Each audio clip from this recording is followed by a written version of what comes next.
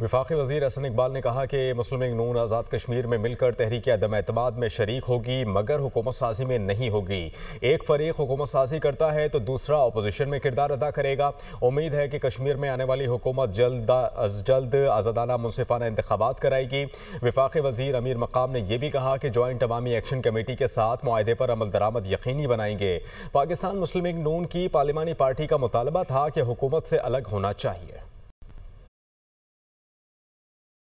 पाकिस्तान मुस्लिम league नून तहरीक अदम एतमाद में शरीक होगी और इसके साथ साथ ये भी हमारा फ़ैसला है कि हम तहरीक अदम एतमाद की कामयाबी के बाद हुकूमत साजी में शरीक नहीं होंगे। पाकिस्तान मुस्लिम लीग नून अपना किरदार जमहूरी अंदाज में भरपूर अपोजिशन के तौर पे आज़ाद जम्मू कश्मीर के अंदर अदा करेगी। मुस्लिम लीग नून का आज़ाद कश्मीर के साथ एक तारीख़ी रिश्ता है, नाता है। हम हमेशा कश्मीर के अवाम के साथ खड़े रहेंगे और हमारा ये वादा, हमारा ये मुतालबा भी होगा कि जो नई हुकूमत आएगी वो जल्द अज जल्द आज़ादाना और मुनसिफाना इंतखाबात करवाएगी। हमारी जो पार्टी है उसका मुसलसल यही मुतालबा था और यही मौक़िफ़ था कि हमें इस हुकूमत से अलहदा होना चाहिए, चूँकि वो हुकूमत की कारकर्दगी से नालां थे।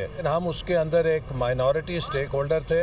बात आपने जॉइंट एक्शन कमेटी की तो मैं भी ये बात भी आपके सामने भी रिकॉर्ड पर लाना चाहता हूँ कि वही हमारा उनके साथ जो भी मुआहदा हुआ है तो इंशाअल्लाह ताला जो अवामी मुफाद के जितने इश्यूज़ हैं और हमारा जिसके साथ उनके साथ एग्रीमेंट हुआ है तो उनकी इम्प्लीमेंटेशन को इंशाअल्लाह ताला यकीनी बनाएंगे।